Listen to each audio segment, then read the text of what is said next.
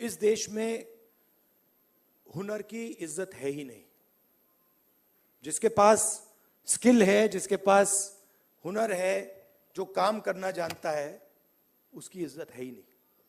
Reality है ये देश की। और ये सारे के सारे जो नेटवर्क्स हैं, 21वीं सदी में हम इसको नेटवर्क कह सकते हैं। चाहे ये बढ़इयों का नेटवर्क हो, मोचियों का नेटवर्क हो, धोबियों का नेटवर्क हो, इन सब में बहुत गहरी स्किल छुपी हुई है। हाथ मिलाने से पता लग जाता है। आप धोबी से हाथ मिलाइए, वो ऐसा दबाता है, हवा निकल जाती है। मैंने किया है। वो जैसे पकड़ता है, ऐसे लगता है कि भैया 10-15 लोगों ने पकड़ लिया हाथ। आप बढ़ई का हाथ पकड़िए, उसमें दिख जाता है।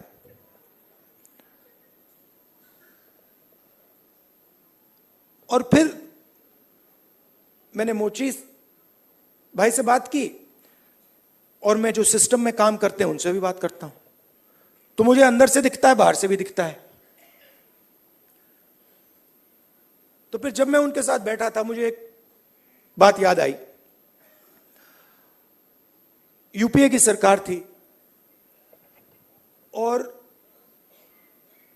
स्किल डेवलपमेंट मिशन यूपीए के सरकार ने शुरू किया। मतलब उसमें एक नए व्यक्ति को चीफ बनाया, और उन्होंने मुझसे टाइम मांगा, तो मैंने कहा मिल लेता हूं। तो आए। टाटा कंपनी के लिए काम करते थे। आए, बैठे, और उन्होंने मुझे, इंजीनियर थे शायद, उन्होंने मुझे हिंदुस्तान की जो स्किल डेवलपमेंट है उसके बारे में उन्होंने बोला।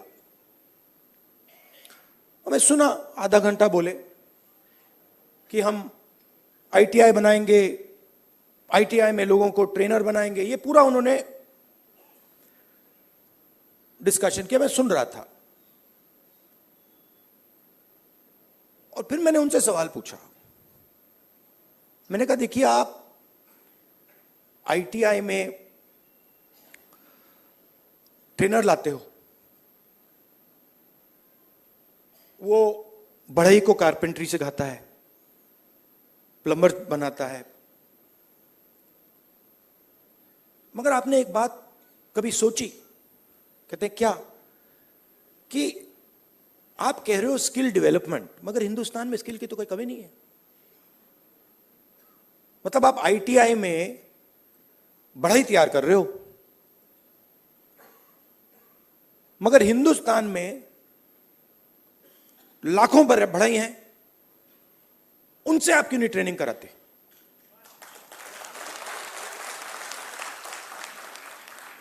तो ये थोड़ा चौंक गए।